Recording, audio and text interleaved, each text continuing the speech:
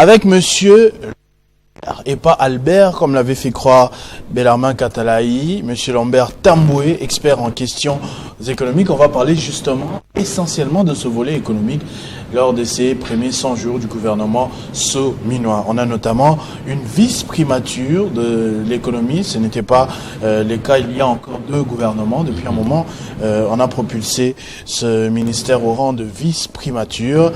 Est-ce que les mesures déjà payées ont fait effet sur le panier de la ménagère? Avec lui, l'expert, on va analyser tout ceci. Bonsoir et bienvenue, monsieur Tamboué. Bonsoir, monsieur Christopher.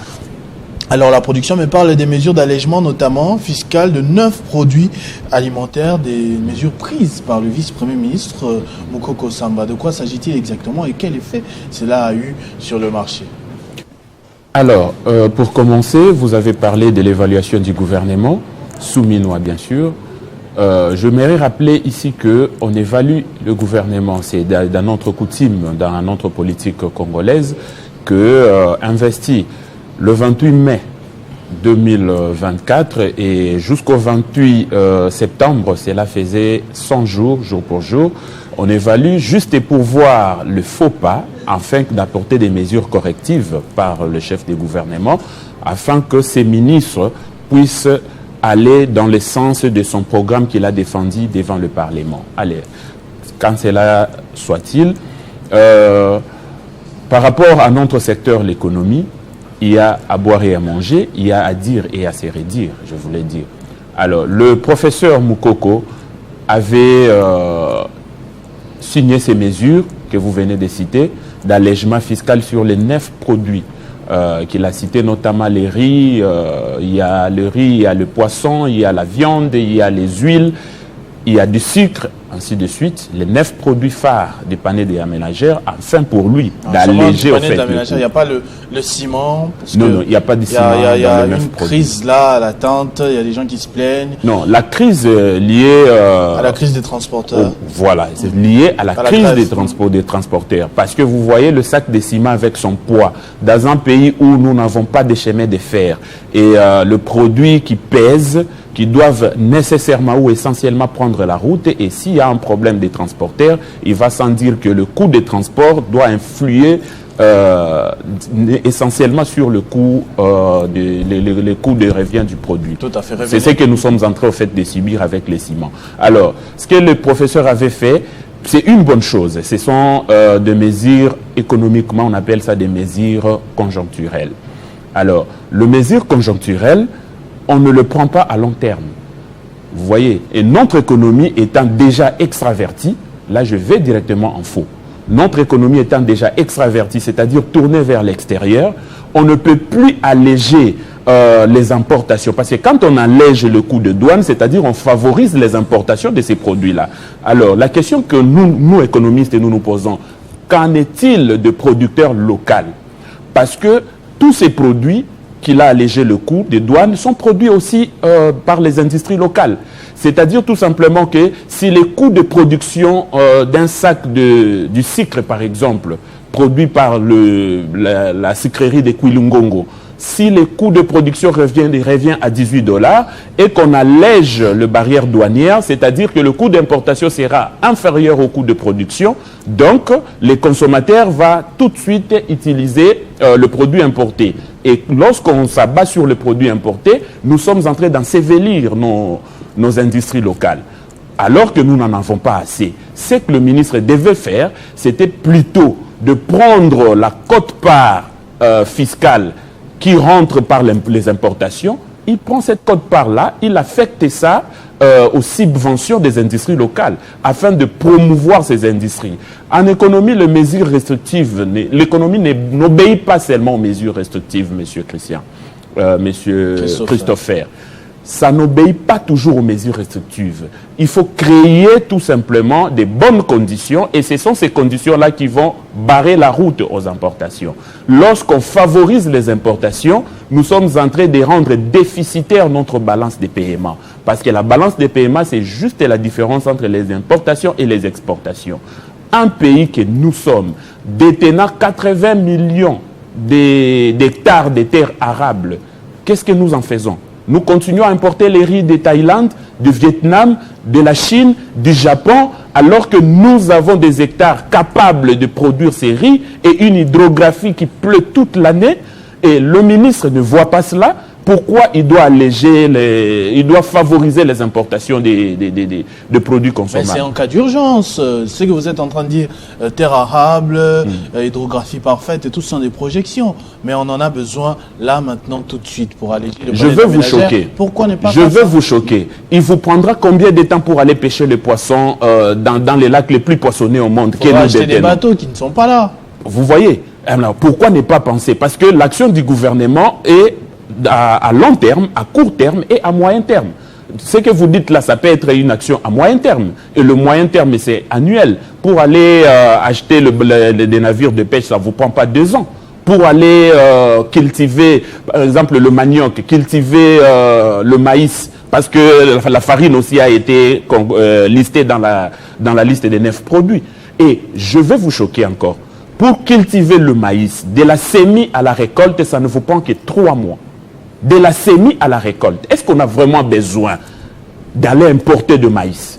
On a vraiment besoin d'aller importer la farine de maïs, alors qu'il nous faut juste 3 mois pour produire en quantité requise et même exporter, au travers de pays limitrophes. Aujourd'hui, la RDC a signé avec la République populaire de la Chine. Et la Chine va venir commencer à exporter le produit agricole au Congo. Qu'est-ce que le ministre est en train de préparer sur notre économie, capable d'exporter maintenant ces produits-là vers la Chine? Il y a encore le projet AGOA avec les États-Unis d'Amérique.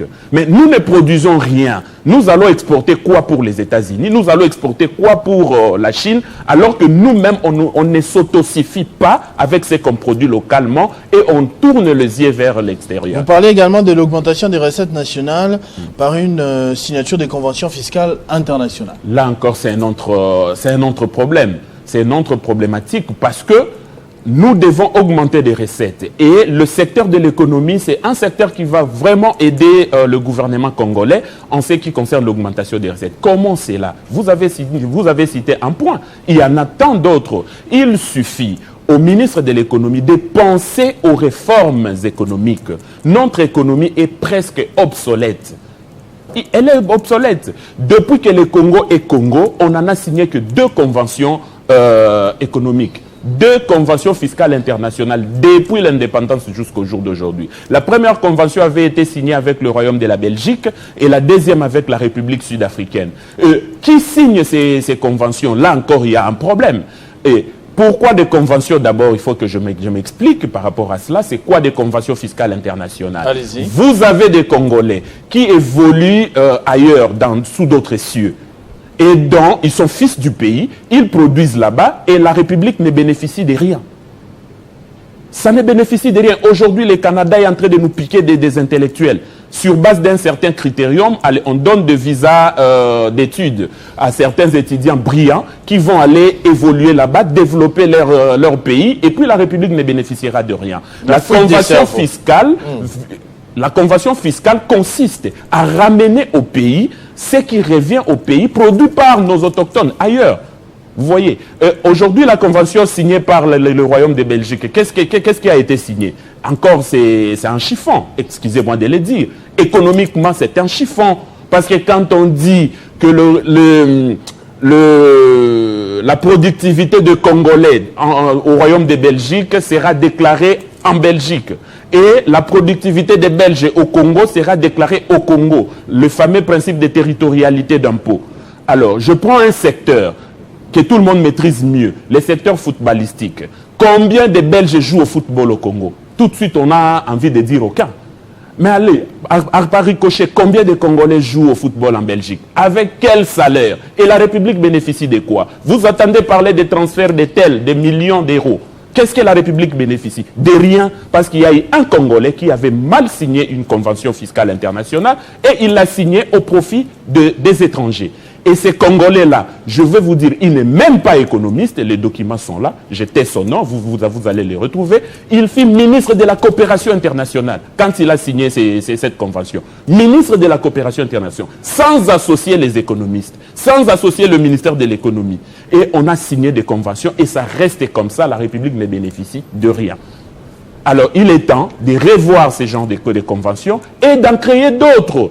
Voilà pourquoi nous parlons de réformes économiques. Si les économistes qui se succèdent à la tête de ces ministères trouvent qu'il faudrait mieux organiser même des assises pour appeler les experts en la question économique, qu'on réfléchisse, qu'on leur donne des recommandations, ils peuvent faire bien mieux leur travail. Parce que, allez-y, lever des barrières sur des produits qu'on peut produire sur place et allez-y lever les barrières douanières, j'allais dire. Cela, c'est une entorse sur le plan économique parce que notre budget, il est essentiellement fiscal. Et lorsqu'on lève des barrières douanières, c'est-à-dire on s'attend aussi à un déficit sur le plan du budget. C'est parce qu'on a touché l'assiette fiscale. De mobiliser. Donc, il y a des performances et des contre-performances. Il y a aussi des performances et des membres du gouvernement simulant. Selon vous, lequel a été le plus performant et lequel a été le plus absent durant ces 100 premiers jours? Le plus performant, pour moi, c'est le ministre des Finances. Je salue vraiment son casting. C'est vraiment un battant, un combattant. Il est en train de se battre bec et ongle pour stabiliser ce secteur qui, IAP, a été chanté dans des situations que vous connaissez, que nous connaissons vous et moi, mais il est en train un peu de remettre les choses en place. Il lutte avec le taux d'échange. Depuis un certain moment, on ne sent plus la fluctuation comme c'était énergétique de taux d'échange. Il lutte aussi avec ses réserves d'échange pour faciliter le fameux importations que l'autre est en train d'ouvrir des barrières et favoriser. Donc, pour moi, c'est vraiment un bon battant. Il a bien commencé, alors il faut lui donner la chance pour qu'il continue. Il n'y a pas que lui. Il y a aussi le ministre de la Justice. Je serais surpris que vous ne puissiez pas le citer parce qu'apparemment, c'est le plus médiatisé et c'est lui qui fait le plus parler de lui. Selon vous, c'est positif ou négatif? Parce que c'est quand même un double tranchant. En tout cas, dans ce qu'il fait, il y a de positifs, il y a de négatifs. Qu'est-ce qu'il y a de négatif? Il y a beaucoup plus de négatifs quand il est dans l'habit de pouvoir.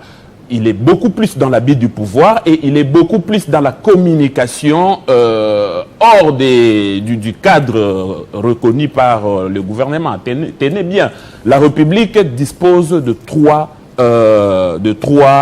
pouvoirs. Nous avons le pouvoir exécutif, nous avons le pouvoir législatif et nous avons le pouvoir judiciaire. Ce sont là les fondements de la République. Donc, les trois pouvoirs sont autonomes, chacun de ces Néanmoins, il y a de passerelles de collaboration qui ont été jetées. Parmi le passerelle, vous avez le ministère de Justice pour aider que l'action gouvernementale, puis les yeux de l'action gouvernementale dans le pouvoir judiciaire, et vous avez les ministres en relation avec le Parlement qui fait encore aussi le passerelle entre le gouvernement et le Parlement.